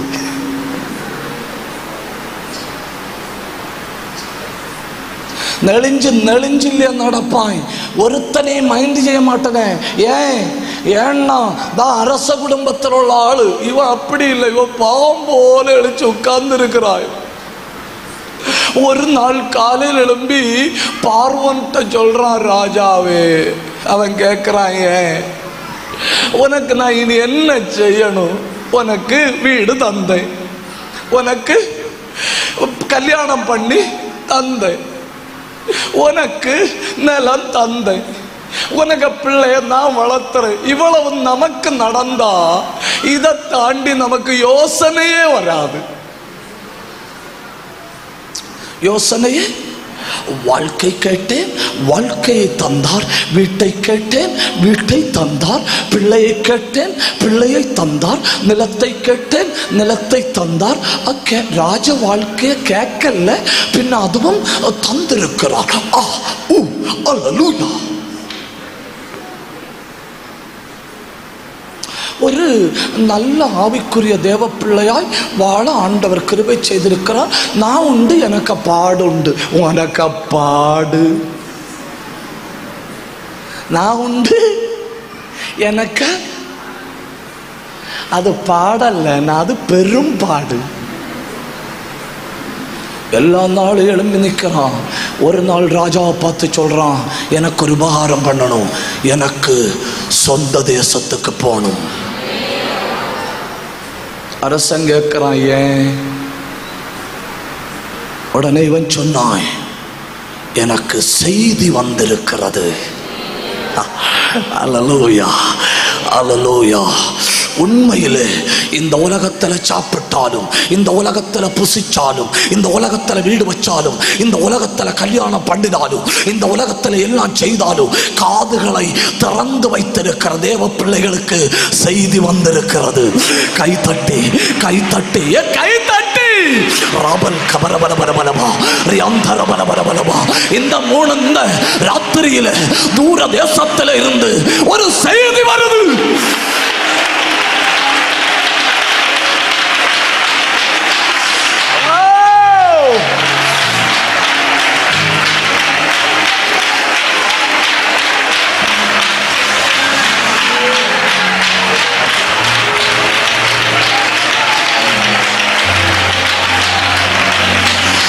கமன கந்தல் கபரபலபலபலமா. இந்த கொலசேகரம் ஃபுல் காஸ்பல் சபையில தேவ பிரசன்னத்தில் வந்திருக்கிற அத்தனை பேருக்கு ஒரு செய்தி வந்திருக்கிறது. எங்க இருந்து வந்திருக்கு தெரியுமா? சொந்த தேசத்துல இருந்து, சொந்த தேசத்துல இருந்து ஒரு செய்தி வந்திருக்கு.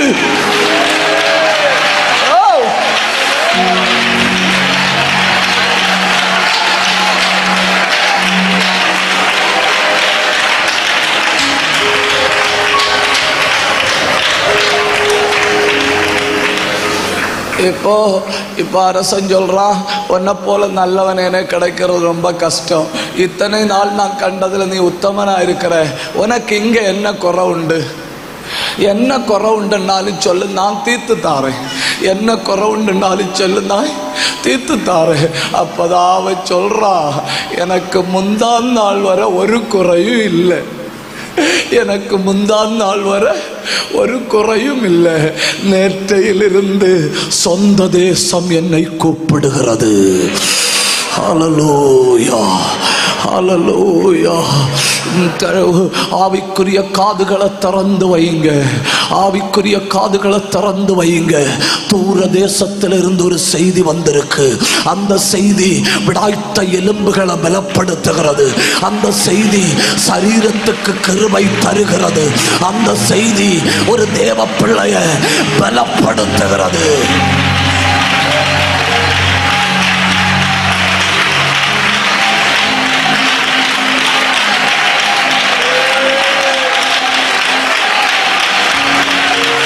கவனிங்க, கவனிங்க, கவனிங்க, கவனிங்க, கவனிங்க.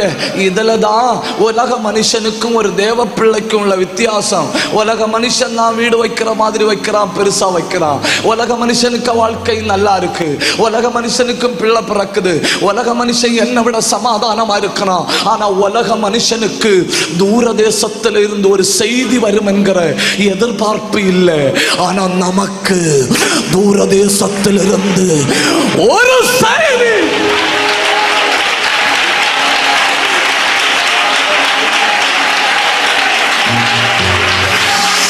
நல்ல கை தட்டணும், நல்ல வாயை திறக்கணும், நல்ல கொஞ்சம் சத்தத்தை உயர்த்தணும், நல்ல ஒன்று ஆண்டவரை மகிமைப்படுத்தணும்.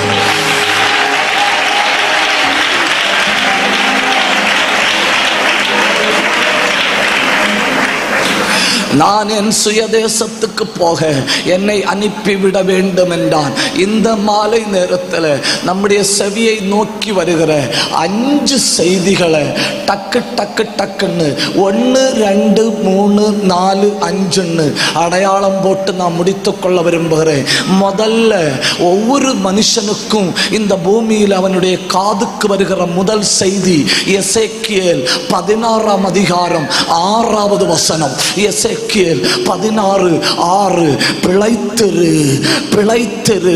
டாக்டர் சொன்னாரு பிழைக்காது, உலகம் சொல்லிச்சு பிழைக்காது, மனுஷன் சொன்னா பிழைக்காது, மருந்தெடுத்து பிழைக்க வாய்ப்பில்லை, எனக்கு தெரிஞ்சு போச்சு, இனி பிழைப்பது கஷ்டம். ஆனா பரலோகம் அந்த காதுக்கு ஒரு செய்தி அனுப்புது, பிழைத்திரு, நீ மரிப்பதில்லை, நீ மரிப்பதில்லை, நீ மரிப்பதில்லை. மனுஷன் அப்பத்தினால் மட்டுமல்ல, பரலோகத்தின் தேவனுடைய திருவாயிலிருந்து புறப்படுகிற ஒவ்வொரு வார்த்தையினாலும் பிழைப்பார்.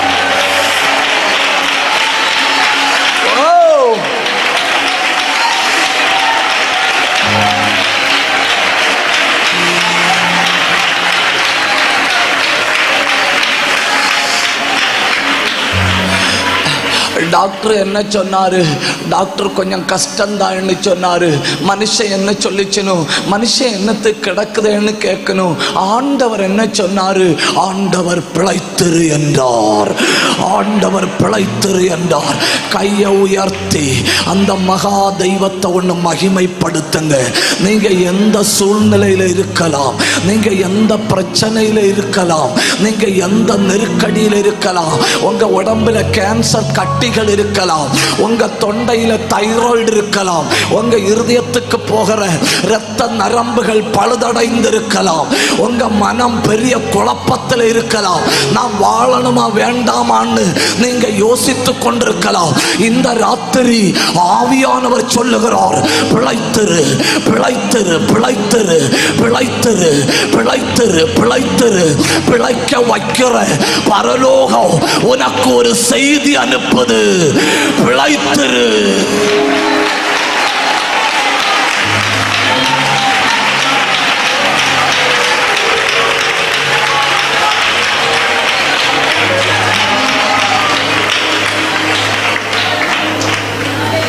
கொல்லங்கோடு பக்கத்தில் ஒரு கூட்டத்தில் பேசிக்கொண்டிருந்தேன். அந்த மைதானம் ரொம்ப தாழ்வான இடம். அந்த மைதானம் ரொம்ப தாழ்வான இடம். நான் அந்த மைதானத்தில் நின்று பிரசங்கம் பண்ணி கொண்டிருக்கும்போ திடீரென்று ஆவியானவரிடத்தில் சொல்றாரு, அந்த ரோட்டில் எனக்கு, அதாவது கீழே நின்று அந்த ரோட்டை பார்த்தா ரோடு தெளிவா தெரியாது. ஆவியானவர் சொன்னாரு, அந்த ரோட்டில் ஒரு மனுஷன் பைக்கில் உட்கார்ந்து இருக்கிறான். அவனுக்கு பைக்குக்கு உள்ள விஷம் கிடக்கு. அவன் வீட்டில் போன உடனே சாக போறான். அவன் ஒரு மில்லு நடத்திட்டு இருந்தவனாக்கும். அவன் அந்த மில்லில் நஷ்டமடைந்து வாழ வழி இல்லாம சாகும்படி நின்று கொண்டிருக்கிறான். அவன் சுவிசேஷத்தை கேட்கும்படி நிற்கிறதல்ல, நீ இப்போ அவனோடு பேசு. நான் படபடபட ஆவியானவர் தந்ததை சொல்றேன். ரோட்டுக்கு அந்த பக்கத்தில் ஒரு சகோதரன் பைக்கில் நின்று கொண்டிருக்கிறாய். உன் வண்டிக்கு இது கவருக்குள்ள விஷம் கிடக்கு. கர்த்தர் உன்னை நேசிக்கிறார். நீ ஒரு மில்லு நடத்தின, உன் மில்லு பொழிஞ்சு போச்சு. உனக்கு சாவதை தவிர வேற வழி இல்லை. ஆவியானவர் உன்னை பிழைக்க பண்ணுவேன்னு சொல்றாரு. நம்பினா ஒப்புக்கொடு.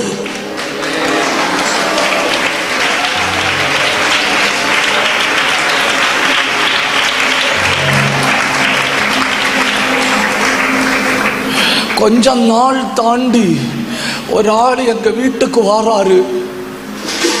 ஒரு ஆள் எங்க வீட்டுக்கு வந்து என்னிடத்துல சொல்றாரு, நீங்க தானே பாஸ்டர் ராபர்ட் ரொனால்டு தான்? சொன்னேன், ஆமா. அவர் சொன்னார், நான் மஞ்சால் மூட்டில் வந்து உங்கள் வீடு கேட்டு வந்தேன். நான் கேட்டேன், என்ன காரியம்? அப்போ அவர் சொன்னார், நீங்கள் கொல்லங்கோட்டில் நின்று பேசும்போது இப்படி சொன்னீங்க இல்லையா, அன்னைக்கு பைக்கில் நின்னது நானாகும். எனக்கு ஞாபகம் இல்லை. அவர் சொல்றாரு, 3 மாசத்துல கடன் பிரச்சனை எல்லாம் தீர்ந்து கர்த்தர் என்னை பிழைக்க பண்ணி இருக்கிறார். ஏன் பிழைத்தரு?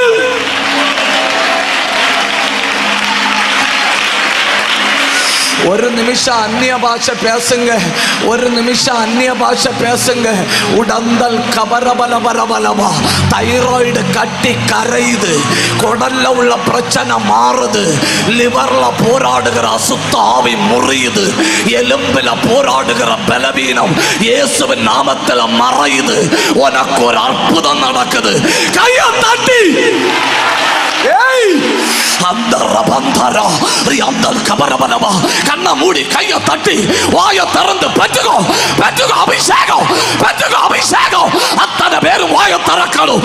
இப்போ இப்போ வல்லமை பாயுது. கபா பாபா ரிகபா உடா கபத்தரா ரியாத்தரா அல்ஹந்தரா, பிழைத்திரு.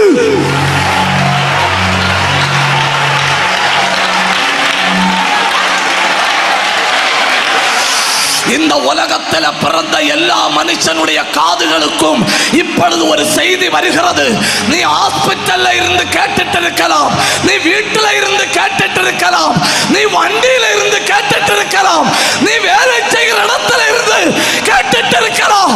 ஆவியானவர் சொல்லுகிறார், பிழைத்திரு. ஏய் ஏய் ஏய்,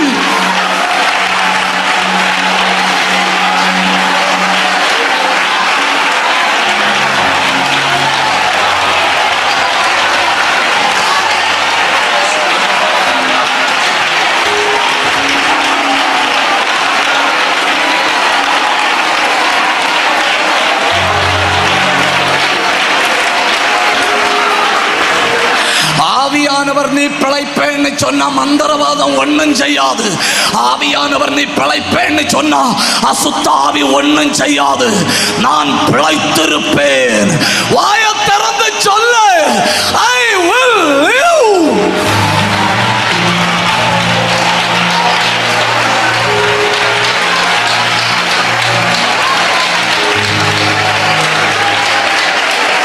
என்ன பயங்கர தேவ மகிமை இல்லையா, என்ன பயங்கர தேவ மகிமை இல்லையா.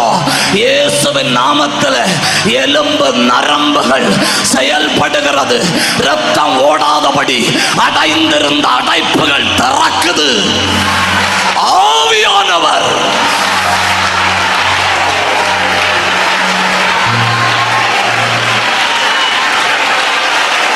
கவனிங்க கவனிங்க கவனிங்க. ஒன்று பிழைத்திரு. அப்ப பிழைச்சாச்சு இல்லையா? ரெண்டாவது காதுக்கு வருகிற செய்தி என்ன தெரியுமா? லூக்கா 21:36 பிழைத்தாச்சுன்னா பின்ன விழித்திரு. ஒன்று பிழைத்திரு. கர்த்தர் உயிரை தந்தாச்சு. உயிரை தந்த பிறகு ரெண்டாவது செய்தியை காதுக்கு அனுப்பி விடுகிறார். லூக்கா 21:36 பிழைத்திரு. விழித்திரு, விழித்திரு. பிழைக்க பண்ணினால் நித்திரை மயக்கத்துக்கு இடம் கொடுக்கப்படாது. விழித்திருக்கணும். நான் விழித்தும் இருந்தேன். எனக்கு மூணாவது ஒரு செய்தி என் காதுக்கு வருகிறது. விழித்தியா? விழித்த நீ ஏசாயா 60:1 படுக்கையை விட்டு எழுந்திரு. நான் பிழைச்சாச்சு, ஆனாலும் நான் கட்டில தான் கிடக்கிறேன். நான் விழிச்சாச்சு, ஆனாலும் நான் கட்டில தான் கிடக்கிறேன். என் காதுக்கு வருகிற மூணாவது செய்தி, இனி அந்த அடிமைத்தனத்தில் கிடக்காத, இனி அந்த நுகத்தடியில கிடக்காத. உன்னை ஒட்டி இருக்கிற எல்லாவற்றையும் நசன இயேசுவின் நாமத்தில், அது விரியன் பாம்பா இருந்தா கூட நெருப்பில் உதறி தள்ளிட்டு எழுந்திரு, எழுந்திரு, எழுந்திரு, எழுந்திரு. பிழைத்திரு, விழித்திரு, எழுந்திரு. ஆவியானவர் ஏவுகிறார்னு சொல்றவங்க சத்தத்தை உயர்த்தணும், சத்தத்தை உயர்த்தணும், சத்தத்தை உயர்த்தணும். இன்னும் ஏதோ ஒண்ணு உன் மேல ஒட்டி கொண்டிருக்கிறது. அதை வெட்டி தள்ளிட்டு எழுந்திரு.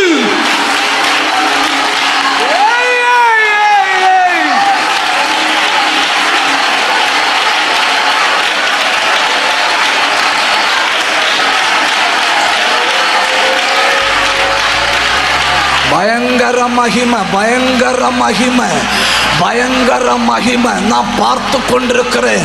தெய்வ தூதர்கள் இறங்கி வருகிறார்கள். சகோதரர்கள் கை தட்டுங்க, சகோதரர்கள் வாயத்தறைங்க, ஆவியில போராடுங்க. பரத்திலிருந்து ஒரு செய்தி வருது சிஸ்டர், பரத்திலிருந்து ஒரு செய்தி வருது. வானம் திறக்கப்பட்டிருக்கிறது. ஒரு செய்தி வருது.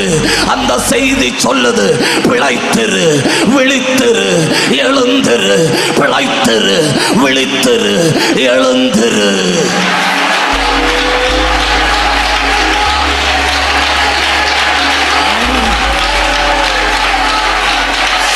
கமாந்தர வந்தல், ரியாந்தர கந்தல், அல்பர கந்தல். ஒரு நிமிஷம் அந்நிய பாஷை பேசுங்க, ஒரு நிமிஷம் அந்நிய பாஷை பேசுங்க. உடப கடக கமன கதன அந்தல் கந்தர பிரௌட பத்தன ரியாந்தர சந்தர சத்தர ரேந்த பந்த பத்தர ரேந்தல் கபத்தர ஊட கந்தர ரியாந்தர. உதர் உதர் உதறி தள்ளு, உதறி தள்ளு, உதறி தள்ளு, உதறி தள்ளு. வெட்டி எறி, வெட்டி எறி. எப்படிது?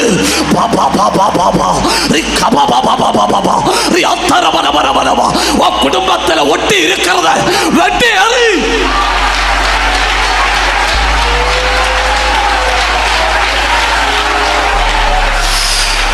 ஒரு நிமிஷம் கூட அந்நிய பாஷை பேசுங்க, ஒரு நிமிஷம் கூட.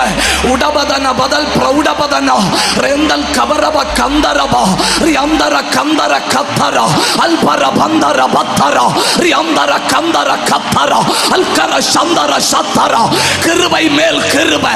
உன்னை கட்டி போட்ட ஆவி எரிந்து கொண்டிருக்கிறது. எழுந்திர.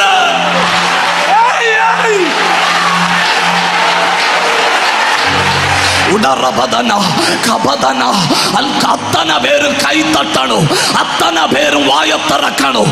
பயங்கர அபிஷேகம். கண்ணை மூடி கையை தட்டி பற்றி பிடி. உடா பாபா ரி கபரபலபா ரி அந்தரபலபா சத்தரபலபா ரெந்தல் கபா ரகதாரிவி.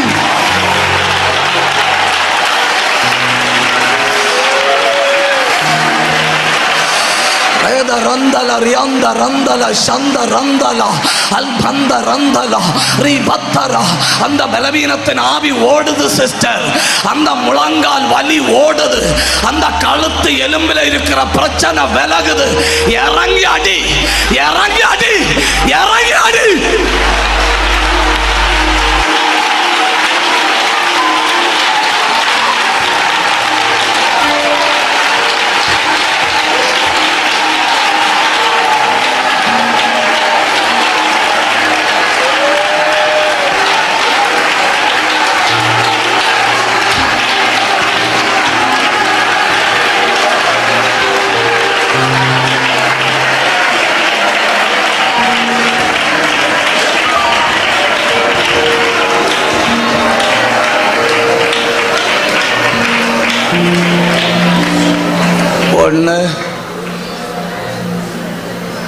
பிழைத்திரு, 2 விழித்திரு, 3 எழுந்திரு, 4 ஏசாயா 55:3 வந்துவிடு.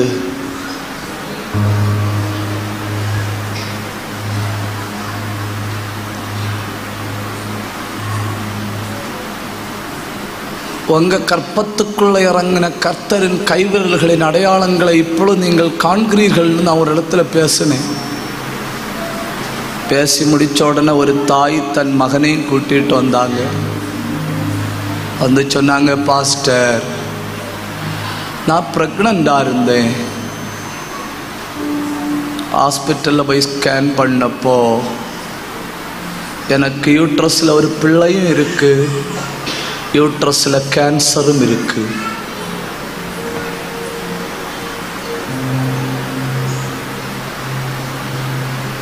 பிள்ளை 5 மாதம். அப்போ டாக்டர்ஸ் என் ஹஸ்பண்ட்ட அட்வைஸ் பண்ணிச்சுனும், முதல்ல பிள்ளை கரைந்து வெளியே வர வேண்டிய மெடிசின் கொடுப்போம், கொடுத்துட்டு யூட்ரஸில் சர்ஜரி பண்ணலாம், அப்போ தாயை காப்பாற்றலாம்.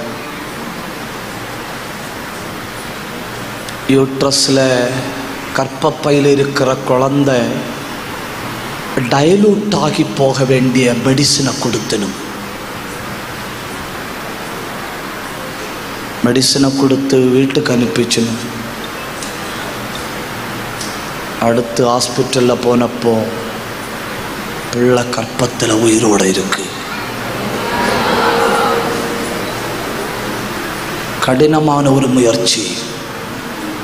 7வது மாதம் மறுபடியும் ஒரு ஹெவி டோசேஜ் கொடுத்தணும், என்னை தாயை காப்பாற்றணும்.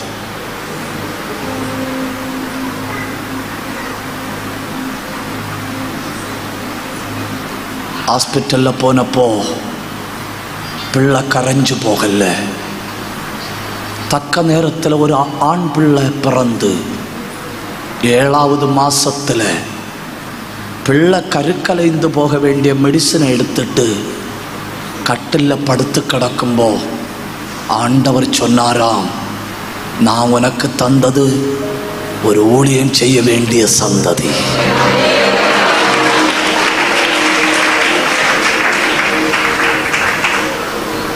அந்த தாய் தன் மகனை கூட கொண்டு வந்து அந்த தாய் சொல்லிச்சு, இப்போ என் பிள்ளை பைபிள் காலேஜில் படிச்சுட்டு இருக்கு.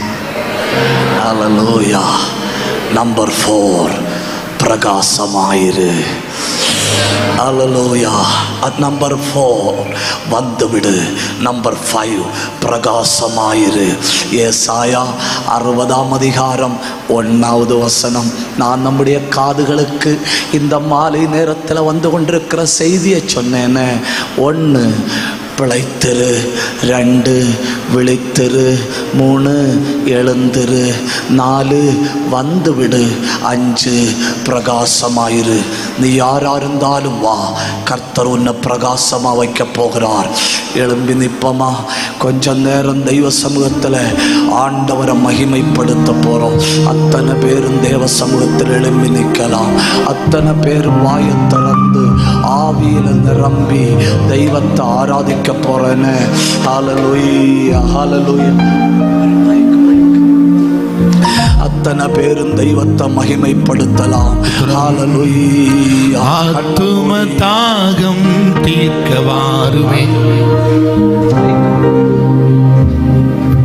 கண்ணை மூடி வாயை திறந்து ஆண்டவரை மகிமைப்படுத்தலாம். ஹல்லேலூயா, ஹல்லேலூயா, ஹல்லேலூயா. எந்த சூழ்நிலையில் இருந்தாலும் நீ எழுந்து வா, எந்த சூழ்நிலையில் இருந்தாலும் நீ புறப்பட்டு வா. தெய்வ கரம் அசைவாடுகிறது. எல்லாரும் கண்ணை மூடி, எல்லாரும் வாயை திறந்து. ஒரு மிகப்பெரிய பசியும் தாகவும் இந்த மைதானத்தில் உண்டாகிறது. ஒரு மிகப்பெரிய பசியும் தாகவும் இந்த கூடாரத்தில் உண்டாகிறது. நிற்கிற இடத்துல நின்று கூப்பிடுங்க. ஹல்லேலூயா. நீ கேட்டால் பாம்பியருள் கல் தின்ன கொடுக்கும் பெற்றோருண்டோ? நீ கேட்டால் பாம்பியருள் கல் தின்ன கொடுக்கும் பெற்றோருண்டோ பொல்லாத கூட செய்தினார் நற்கீழாய் அருள்வார் பொல்லாத கூட செய்தினார் நற்கீழாய் அருள்வார் பரிசுத்த கூட்டத்தார் அத்தனை பேர் வாயை திறக்கணும். எங்க நின்னாலும் கை தட்டணும். வந்து விடு.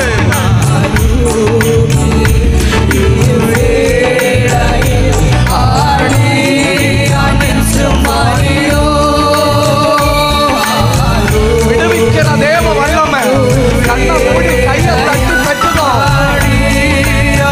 எல்லா பக்கம் விடுதலை வேணும். உனை வேண்டும் தாழ்வானே உலகிலே என்னை எதிர்க்கும் சக்திகள் பலகுண்டு துணை வேண்டும் தாழ்வானே உலகிலே என்னை வாயை திறந்து கை தட்டி ஆவியில பாருங்க.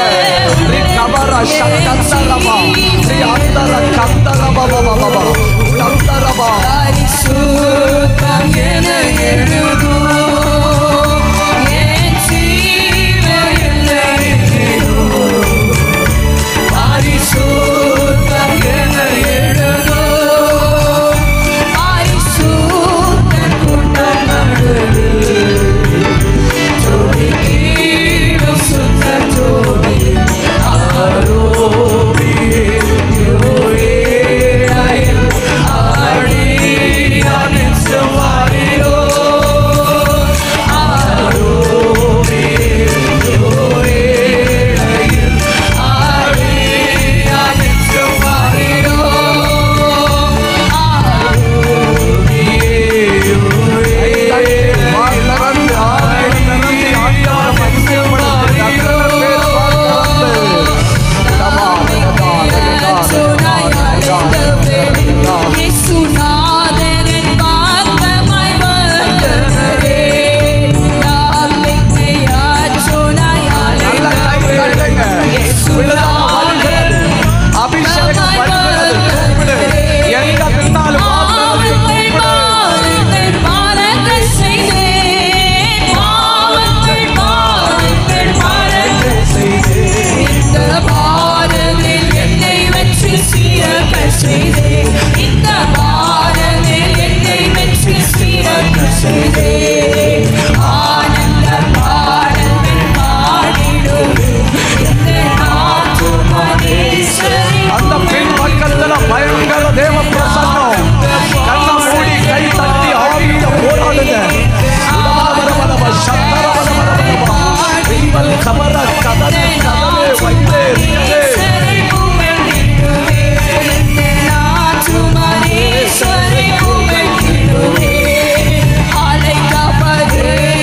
கை தட்டுங்க. சத்தம் உயர்த்துங்க. ஆவியில போராடுங்க. கிருபை இறங்குது. தெய்வத்தினுடைய வல்லமை இறங்குது. கண்ணை மூடி பெற்றுக்கோ. அக்கினி அபிஷேகம். கலமலமலமலம. ரியந்தரமலமலமலம.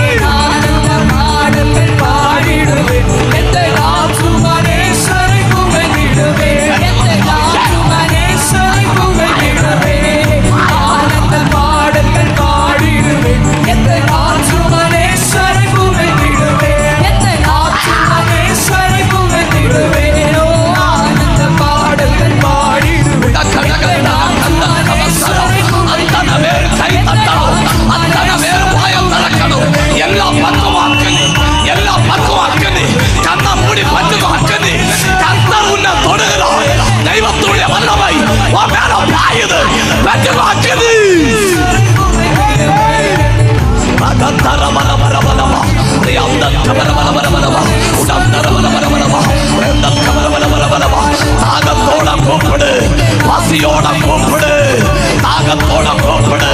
உதறி தள்ளு, உதறி தள்ளு, இயேசுவின் நாமத்தில் உதறி தள்ளு. வெட்டுண்டு விழுது, வெட்டுண்டு விழுது, முறிந்து விழுது.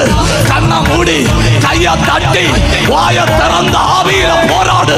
நீ நிற்கிற இடத்துல நெருப்பு, நெருப்பு, நெருப்பு. பெற்றுக்கோ அபிஷேகம், பெற்றுக்கோ அபிஷேகம். ஏய் ஏய்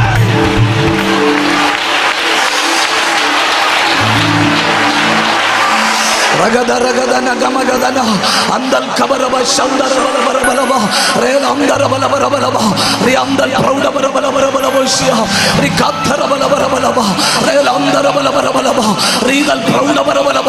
ஒரு பயங்கர பசி, ஒரு பயங்கர ஆவிக்குரிய தாகம் ஆத்மாவில உண்டாகிறது, ஆத்மாவில உண்டாகிறது. ஏன் பட்டுகோ பட்டுகோ அக்கது அங்க அங்க பிடிக்குது, அங்க அங்க பிடிக்குது. அந்தகார வல்லமைகள் விழுது. அத்தனை பேர் கை தட்டணும். இதுவரை இல்லாத ஒரு தாகம் வருது, இதுவரை இல்லாத ஒரு வாஞ்சை வருது. மான்கள் நீரோடைகளை வாஞ்சித்து கதறுவது போ.